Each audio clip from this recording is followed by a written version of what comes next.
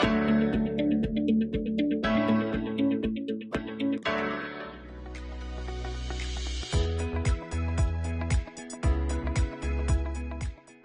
Everyone, welcome to the maths and stat session. आज के session में हम सीक्वेंस एंड सीरीज में पढ़ेंगे ज्योमेट्रिक मीन। मान लीजिए दो इन्वेस्टर्स हैं, उन्होंने सेम टाइम पर सेम अमाउंट इन्वेस्ट किया। एक को तो स्टडी गेन हो रहा है और एक को फ्लक्चुएटिंग, दैट मीन्स कभी अप कभी डाउन चल रहा है। तो अब आप बताइए कि दोनों में से वेल्दियर कौन होगा। इसको समझने के लिए ज्योमेट्रिक मीन को समझते हैं पहले। मान लो आपके पास दो नंबर्स हैं, आप इसके बीच में एक और नंबर डालना चाहते हैं और उसी नंबर को हम ज्योमेट्रिक मीन कहते हैं। उसको डालने के लिए हमारे पास एक फॉर्मूला है under root a b, where a and b are two positive numbers.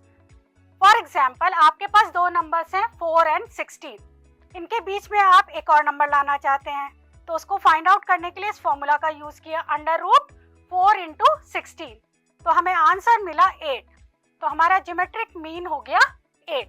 इस तरीके से हमारे पास एक सीक्वेंस बनी 4, 8, 16 जो पार्ट हुआ एक ज्योमेट्रिक प्रोग्रेशन का। हम इन दो नंबर्स के बीच में और भी नंबर्स डाल सकते हैं और फिर एक पूरी ज्योमेट्रिक प्रोग्रेशन बना सकते हैं। अब इन नंबर्स को, जो इनके बीच में और नंबर्स डालने हैं, उनको हम कैसे डालेंगे, तो उसके लिए हमें एक फॉर्मूला देखना है। मान लो मेरे पास G1, G2, Gn तक n नंबर्स हैं जो A और B के बीच में मुझे इंट्रोड्यूस करने हैं। इसको इंट्रोड्यूस करने के लिए मैंने पूरी सीक्वेंस लिखी, A लिखा, G1, G2, G3, Gn, last वाली हो गई हमारी B, क्योंकि A और B के बीच में हमें ये सारे नंबर्स लाने हैं। तो B कौन सी टर्म हो गई, n+2th टर्म, क्योंकि n तो यही है और फर्स्ट वाली A है, तो B हमारी n+2th टर्म हो गई। तो B को हम कैसे लिख सकते हैं, A r raise to the power n+1, ये तो हमें फॉर्मूला पता ही है। यहाँ से हमने r को निकाल लिया, r is equal to b upon a की पावर 1 अपॉन n+1। अब बात कर रहे हैं Gn की। Gn कौन सी टर्म है, B अगर हमारी n+2th टर्म है तो Gn हमारी क्या होगी, n+1th टर्म। तो n+1th टर्म है तो हम इसे लिख सकते हैं a r raise to the power n, और यहाँ पर फिर मैंने r की वैल्यू जो मैंने यहाँ निकाली है, ये r की वैल्यू मैंने यहाँ पर पुट कर दी है। तो Gn के लिए मेरे पास फॉर्मूला आया a b upon a power n upon n+1। इस तरीके से हम बीच के सारे नंबर्स इस फॉर्मूला का यूज करके निकाल सकते हैं। चलिए क्वेश्चन सॉल्व करते हैं। ज्योमेट्रिक मीन निकालना है मुझे 9x raise to the power 36 y raise to the power 40 का। यहाँ पर a है 9x raise to the power 36 और b है हमारे पास 36 y raise to the power 40। अब इन दोनों के बीच में हमें नंबर चाहिए। फॉर्मूला हमें पता है gm का is equal to under root of ab। तो चलिए वैल्यूज पुट कर देते हैं a और b की। a is what, 9x raise to the power 36 और b की वैल्यू क्या है, 36 y raise to the power 40। इसको आप लिख सकते हो 3 square x raise to the power 18 का square into 6 square y raise to the power 20 का स्क्वायर। आप स्क्वायर से अंडर रूट कैंसिल हो गया, तो हमारे पास क्या बचा, 3x raise to the power 18 into 6y raise to the power 20। तो ये आपका आंसर आ गया 18x raise to the power 18 y raise to the power 20। तो ये हमारा GM निकल आया। चलिए अब बात करते हैं relationship between arithmetic mean and geometric mean. इन दोनों के बीच का रिलेशन फाइंड आउट करते हैं। मान लो A और G AM और GM को डिनोट कर रहे हैं। अरिथमेटिक मीन को मैं A से डिनोट कर रही हूँ और ज्योमेट्रिक मीन को G से। यहाँ पर दो पॉजिटिव नंबर्स है A एंड B। अच्छा, A अरिथमेटिक मीन आपको पता है फॉर्मूला, दोनों को ऐड किया, डिवाइडेड बाय 2 कर दिया। ज्योमेट्रिक मीन का फॉर्मूला भी हम पढ़ चुके हैं, under root of AB।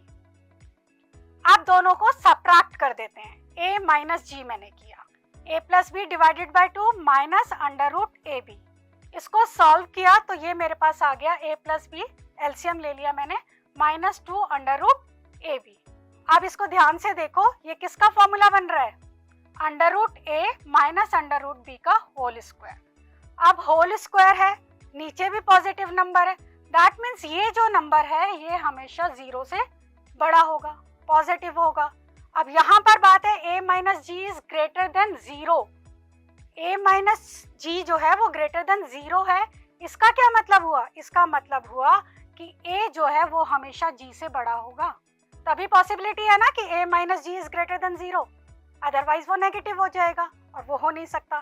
That means arithmetic mean जो है वो ज्योमेट्रिक मीन से हमेशा बड़ा होगा। चलिए इससे रिलेटेड एक क्वेश्चन करते हैं। Find the two numbers whose arithmetic mean is 34 and geometric mean is 16। अच्छा जी, अर्थमेटिक मीन आपको गिवन है 34, that means A plus B divided by 2 is equal to 34, that means A plus B is equal to 68। आपको geometric mean भी given है, geometric mean हमारा है 16, that means under root of AB is equal to 16। अगर मैं squaring both side कर दूं तो AB is equal to 16 square. अब आपको फॉर्मूला एक पता है कि A माइनस बी का whole square is equal to A plus b whole square minus 4AB। यहां पर मैं वैल्यूज पुट कर देती हूँ A प्लस बी की, which is equal to 68 minus 4, AB की वैल्यू कितनी है 16 स्क्वायर। इसको अगर हम सॉल्व करें तो ये हो गया 68 का स्क्वायर माइनस, इसे हम 2 स्क्वायर लिख सकते हैं, दैट मीन्स 16 इंटू 2 32 स्क्वायर। इसको हमने सॉल्व किया, ये हो गया 68 प्लस 32, 68 माइनस 32। क्या किया है मैंने, फॉर्मूला लगाया है A square minus b square, which is equal to 100 into 36। तो आपके पास A माइनस बी का होल स्क्वायर कितना आ गया 3600, that means A minus b is what, plus minus 60।